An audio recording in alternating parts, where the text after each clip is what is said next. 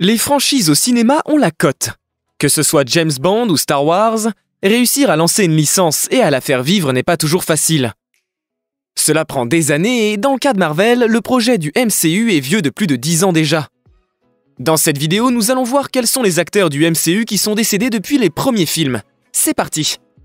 Fan inconditionnel de Marvel ou simple curieux, tout le monde a déjà regardé un film du Marvel Cinematic Universe. Au moins une fois dans sa vie. Les productions les plus connues et les plus populaires ont été l'occasion de découvrir des acteurs devenus depuis des têtes d'affiche absolument impressionnantes, à l'instar de Robert Downey Jr., qui cherche désormais à migrer vers Star Wars. La disparition de Chadwick Boseman a été médiatisée et les hommages venus des quatre coins du cinéma étaient remplis d'émotions. L'interprète de Black Panther n'était pourtant pas le premier acteur du MCU à disparaître, puisqu'avant lui, quelques autres rôles plus mineurs certes voyaient leurs comédiens décédés. Par exemple, saviez-vous que le DJ qui apparaît dans Iron Man 2 et qui met plus de basse pour la baston entre Stark et Rhodes est lui aussi décédé peu après la sortie du film? Connu sous le nom de DJ Ham, cet artiste ne jouissait pas d'une notoriété internationale. D'autres acteurs du MCU ont eux aussi marqué les esprits, mais par chance, aucun ne semble avoir frôlé la mort sur le tournage. Toutefois, puisque les films sont si nombreux dans cet univers cinématique, les castings sont larges et incluent forcément des personnes décédées aujourd'hui. Voici donc une liste de 6 acteurs du MCU morts depuis les premiers films. Numéro 1, Garry Shandling, le sénateur Stern dans Iron Man et Captain America. Son rôle dans le MCU fut minime, mais tout de même. Le sénateur Stern a été vu à plus d'une reprise dans les films les plus populaires de la franchise. Dans Iron Man 2 par exemple, c'était lui qui voulait absolument voler l'armure d'Iron Man pour en équiper l'armée américaine, en s'alliant à Justin Hammer. Plus tard, dans Captain America 2, on apprend que ce politicien est en réalité un membre d'Hydra. À 66 ans, l'acteur décède d'une maladie rare. Numéro 2, Stan Lee, le multi-caméoïste du MCU. Ce n'est pas un secret que Stan Lee a plus ou moins fondé le MCU grâce à ses créations. Lui qui était l'auteur de nombreux comics est le créateur historique de cette franchise.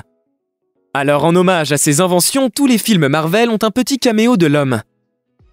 Ainsi, Stan Lee est l'acteur comptabilisant le plus d'apparitions dans des films du MCU, et aussi l'acteur présent au générique du plus grand nombre de films, ayant rapporté des milliards au box-office. Une sacrée performance qui se vérifie dans les faits. Il participe aux films Iron Man 1, 2 et 3, The Incredible Hulk, Thor 1, 2 et 3, Captain America 1, 2 et 3, Guardian of the Galaxy 1 et 2, Avengers, tous les films, Ant-Man 1 et 2, Doctor Strange, Spider-Man, Black Panther, Captain Marvel. Sans même parler de ses apparitions dans les séries Marvel comme Daredevil, Jessica Jones, Luke Cage, Agents of S.H.I.E.L.D., The Defender ou The Punisher. Bref, un CV absolument monstrueux pour l'artiste, décédé en 2018. Numéro 3, Chadwick Boseman. Black Panther.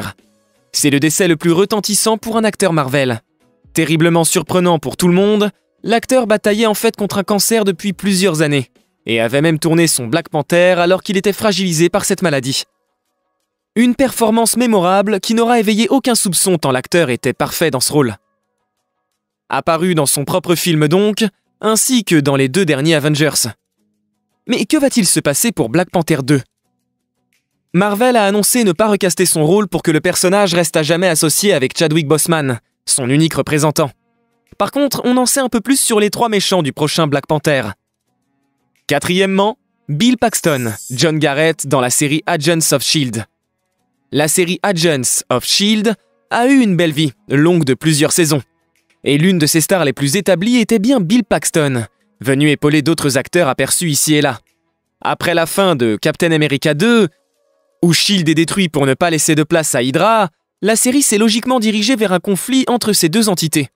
C'est ici que Bill Paxton a eu toute son importance, avec Samuel L. Jackson en guest star d'un épisode.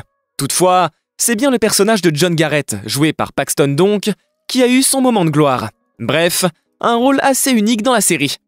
Bill Paxton est quant à lui décédé quelques temps plus tard des suites de complications lors d'une opération de chirurgie. Numéro 5, Yevgeny Eugène Lazarev, Anton Vanko dans Iron Man 2. Iron Man 2 n'est pas resté dans les mémoires comme le meilleur film sur Tony Stark. Un méchant un peu cliché, des trous scénaristiques et des effets spéciaux un peu bâclés, on ne peut en effet pas en dire que du bien. L'un de ces acteurs, apparu quelques minutes seulement à l'écran, est aujourd'hui décédé. Le père du vilain Vanko, nommé Anton Vanko dans le film, était un ex-ingénieur de l'entreprise Stark, pour laquelle il avait aidé à développer le réacteur Arc. L'acteur qui le jouait durant ses quelques apparitions de ce film se nommait lui Yevgeny Lazarev, et était un acteur plutôt bien réputé en Russie, avec quelques rôles minimes à l'étranger. En 2016, une crise cardiaque lui est fatale. Numéro 6, Neil Fingleton, l'acteur derrière la motion capture d'Ultron. C'était officiellement un géant et vous l'avez forcément vu autre part que dans un Marvel. Il joue par exemple le géant Woon dans Game of Thrones. Sa taille officielle mesurait 2,31 m, soit l'homme le plus grand du Royaume-Uni, son pays natal. Ancien athlète basketteur, il a changé pour une carrière dans le cinéma, et ça lui a plutôt réussi. Il a un rôle dans Doctor Who ou Game of Thrones, mais c'est avec Marvel qu'il signe son plus grand contrat. Il est en effet non seulement responsable de la motion capture du personnage d'Ultron, mais il est aussi cascadeur principal de ce méchant. Neil Fingleton est décédé en 2017, des suites d'une insuffisance cardiaque. Si vous avez aimé la vidéo, n'oubliez pas de vous abonner à notre chaîne et d'activer la cloche des notifications. Notre chaîne propose des tas d'autres vidéos géniales comme celle-ci. Bonne journée et à bientôt!